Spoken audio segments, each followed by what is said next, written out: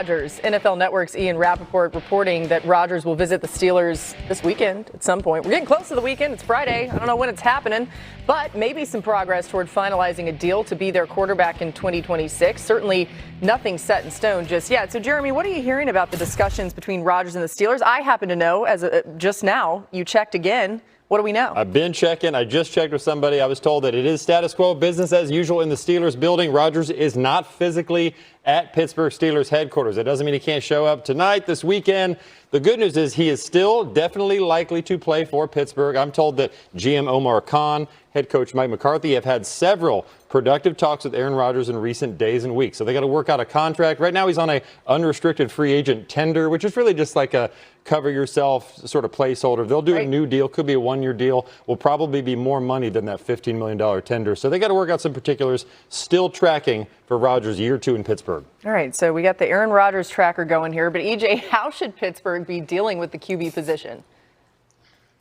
Yeah, I think they're dealing with it fine, Laura. I mean, you got to be patient. You know, A-Rod is a first ballot Hall of Famer, so I understand, you know, you want him back in the fold. You want him to be working out with the rest of the team. But ultimately, you look at the quarterback room right now, you got Will Howard, Mason Rudolph, and Drew Aller as a, fresh rookie. So I don't think, Pittsburgh will be that confident going into the season, or at least expecting to go to the Super Bowl with those guys as a starter. Not that they're not talented, just some inexperience in that room. So I do believe you wait on A-Rod. Ultimately, I do believe he'll also want to play this season because you got a ready-made defense. And I believe now also year 2 for him, that offense can be also more explosive than it was last season as well. Yeah, I mean, it certainly feels like it's all tracking toward that Rodgers is going to be a Steeler. We're going to run this back again, right? But, Tim, are the Steelers definitively better with Rodgers as their QB, knowing some of the other younger options they do have?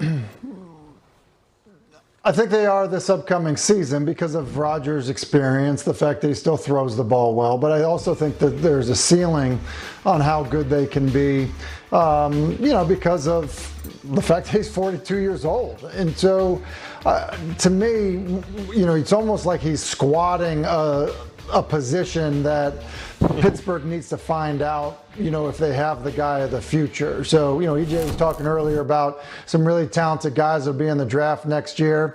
To his point, they also have some young talented guys that were very productive in college on the roster now. And if you just kind of waste their year or drafting a quarterback a year from now, I just don't think that's a benefit to the Mike McCarthy era in Pittsburgh. I think at some point you've got to take your medicine and realize that you're resetting at the position. Find out if the guys that you have can play. If they can't, you draft them one a year from now. If not, you maybe have a guy on your roster and you're drafting one next year anyway. So I don't love it. Doesn't make a lot of sense. If you move from Mike Tomlin to Mike McCarthy, I think you're signaling, look, this is a significant change. We understand there's going to be a rebuild of sorts here. I think it should happen at quarterback also. Aaron Rodgers is a squatter. We've heard him call a lot of different things. That's a new one. You might like that, though. It's kind of unique and fun. Roster squatter. Okay, new on NFL Live. Sonny Styles putting pen to paper on his rookie contract for the Commanders, signing a 4-year, fully guaranteed deal worth just over $37 million. Head coach Dan Quinn talked about how he's getting his new linebacker ready this week.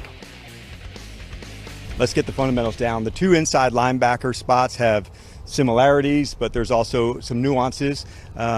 During the course of the spring and training camp, we'll work him and some other guys at both of the spots. There's a lot that he can do.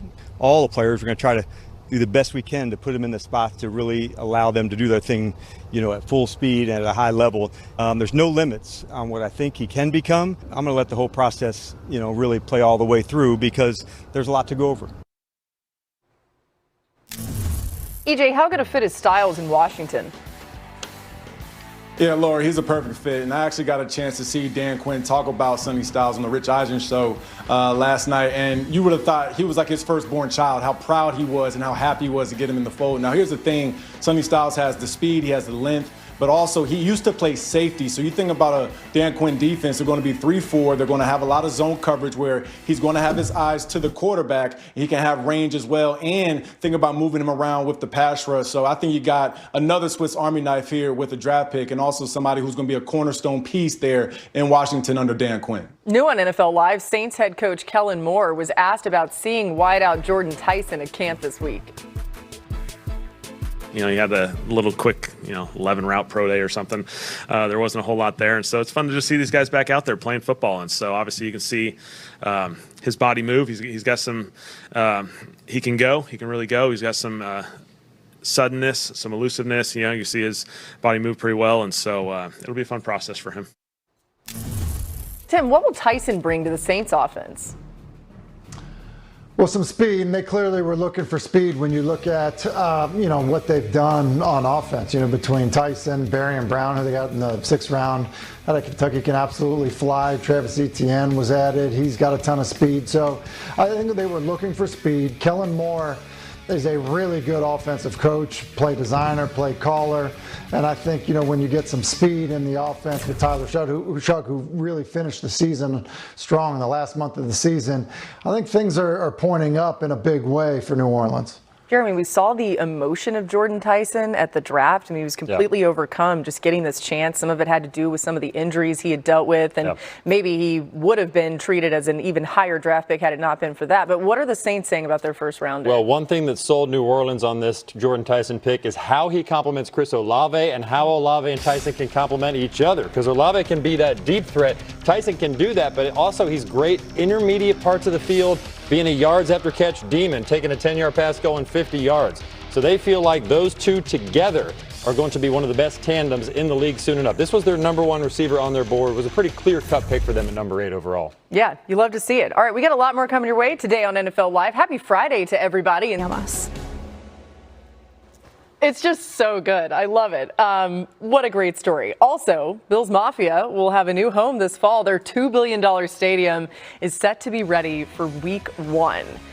Look at that. That's going to be neat. All right, so when will they know their first opponent? Well, find out with us as this season's NFL schedule release show hits the airwaves next Thursday night. Our crew will take you through each team's schedule, talk about the biggest matchups in the annual 2-hour special, and we will reveal the Monday Night Football schedule. We cannot wait. We'll see you there.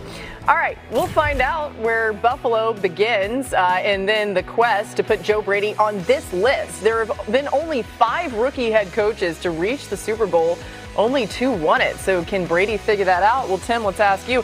Is Joe Brady set up to try and add his name to that list of rookie head coaches that make it to the Super Bowl? Yeah, well, Laura, he absolutely will be. And the last coach. Oh, okay. Go ahead, Tim. My bad. Go ahead, EJ. Go ahead, EJ. I'm going to just let y'all figure it out. EJ, you go. So my bad. I jumped in, guys. I got excited. So here's the thing. The last rookie coach to do this was George Seifert back in 1989, and his quarterback was actually Joe Montana. Now, I do think Josh Allen is on that trajectory to be potentially a Hall of Famer, especially once he wins the Super Bowl. But I think the other part about this, with the additions of DJ Moore and Bradley Chubb on defense, that you also bring in Jim Leonard, the defensive coordinator here, to the Bills. Now, I played with Jim my 3rd season there with Buffalo, and we always called him a pro's pro. He was one of those guys that showed up early. He did all the right things, maybe not the most athletic, but the way that he approached the game, you could tell he was going to be a great coach. Now, obviously, he's become that. So I do think Joe Brady's set up in a situation where you have your quarterback, you have an offensive line, you have a lot of good returning talent. I think it's just a matter of things kind of going the Bills' way, and also Bills Mafia finding a new home, man. That's pretty cool. Yeah, it's interesting. There should be continuity because Brady was there, now taking over as the head coach. And one of the things he did a great job of is relied on the run game a little bit more and less, on just asking Josh Allen to be great. I do think that head coach is a little bit like quarterback in that, it's easier to get worse than better when you're replacing somebody that's been really successful in that spot. And so I think there are going to be some challenges. I think, EJ, you bring up a great point about the defensive side of the ball and the expectation for them, to be good there. I think when I look at this, the thing would make me nervous is that there were high expectations and they got really far and they kind of just had some bad luck. And now I just don't think the team is as good as it was a few years ago when you look at the roster top to bottom. And so with that, I think that ends up being probably the challenge that's the biggest for Joe Brady as he takes over. I don't blame EJ for getting excited there because, this is your squad, EJ. You love the Bills. What was your experience like with Bills Mafia? We were just hearing all about him. Did you have a good experience with him?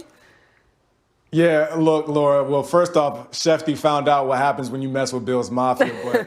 One thing about the Bills Mafia, because I was drafted around that time when, the social media stuff was getting bigger. Right. And they supported me through and through. And they showed me and my family a lot of love. And they still do. I live down in South Florida now. A ton of Bills Mafia people out here. And it's still all love for sure. Changed my life. They're one of the best fan bases. Being in that parking lot there, which, by the way, all that's still going to be in place, even with the new stadium. This is the first time Buffalo hasn't entered the season as defending AFC East champ since 2020.